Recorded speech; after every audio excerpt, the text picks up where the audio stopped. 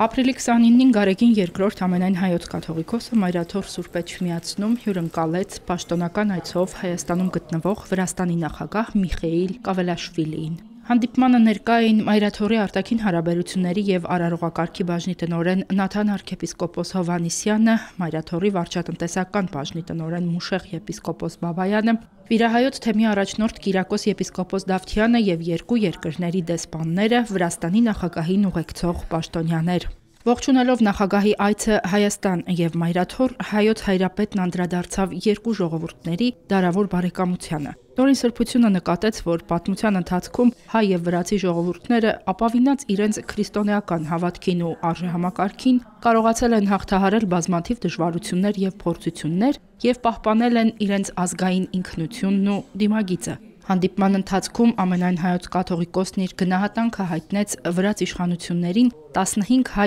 ռազմագերիներին վերադարձնելու ուղղությամբ գործադրած միջնորդական ջանքերի, ինչպես նաև Վրաստանի հայ համայնքի նկատմամբ հոգացու վերաբերմունքի համար։ Ամենայն հայոց կաթողիկոսը նաև իր եղբայրական ողջույններն ու բարեմաղթանքները փոխանցեց նորին սրբություն համայն Վրաստանի Իլյա II կաթողիկոս պատրիարքին։ Իր հերթին Վրաստանի նախագահ Միխեիլ Կավելաշվիլին գոհունակությամբ անդրադարձավ Հայաստան իր պաշտոնական այցի արդյունքներին։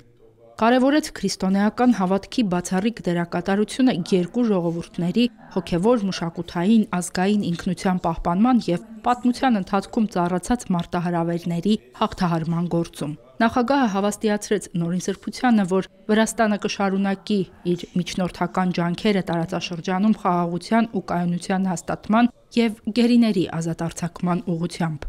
Հանդիպման ավարտին Վրաստանի նախագահ Միխեիլ Կավելաշվիլին Նաթան arczepiskopos Հովհաննիսյանի ուղեկցությամբ այցելեց Մայրտաճար, ծանոթացավ հիմնանորոգված սրբավայրի պատմությանը, շրջեց Մայրաթորի տարածքում։ Հերմինե Հակոբյան, Վռամ Խանամիրյան, Եկեղեցական կյանք։